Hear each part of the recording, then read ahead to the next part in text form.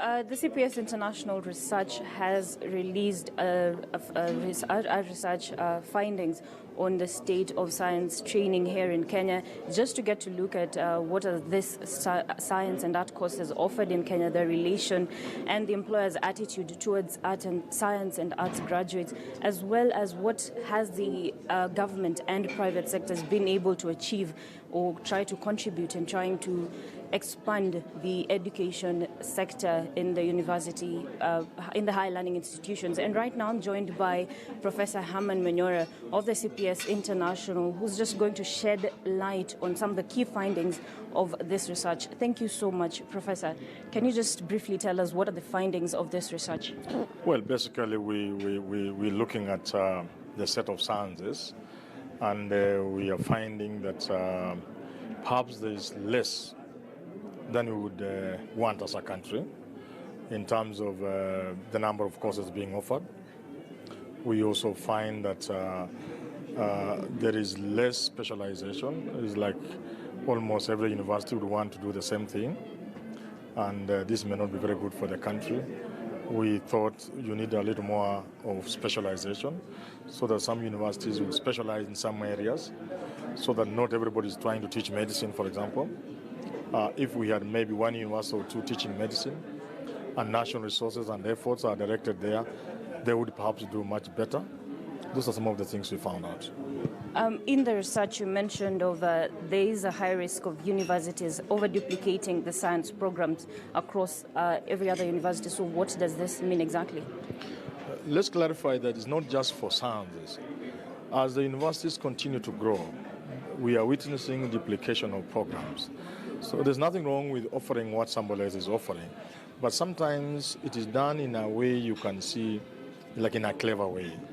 You just tilt and change a bit, but if you go inside, you find it the same thing being offered. It comes back to what I was saying. Instead of offering what somebody else is offering, and you do not have the competitive advantage, why can't you offer something for which you have competitive advantage? You know, some universities do not have the facilities to go into sciences, especially practical sciences. Why would you want to offer medicine knowing very well really you are not competitive enough? Why can't you do something else that perhaps requires less, so that the national resources, because all this money we are talking about is from the exchequer, so that we have national resources being spent in a more serious and reasonable way. If you have everybody trying to offer medicine, you can imagine what I'm talking about. Some of them don't even have teaching hospitals. You can see the University of Nairobi uses Kenyatta National Hospital. Then you ask yourself, what are others using? And what you talked about also the research being able to find out what are the employers' attitudes towards art, science, and arts graduates. So what was the finding on that? Two things. One, of course, employers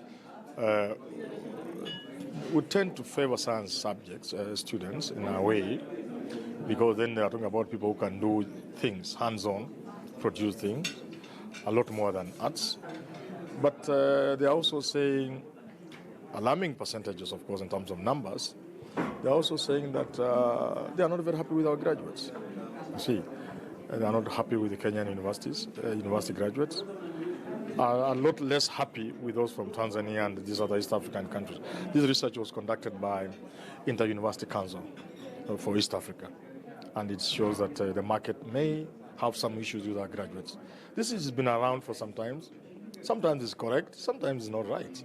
Sometimes, people tend to think that if somebody comes from university, they must then go and do something. You see, that's not right, because you see, a university is a center for knowledge. It's not a technical training institute. You get it? So you don't expect a university to train somebody to go and do a job in the industry. You give them the science, the knowledge. But some employers and Kenyans get to confuse this.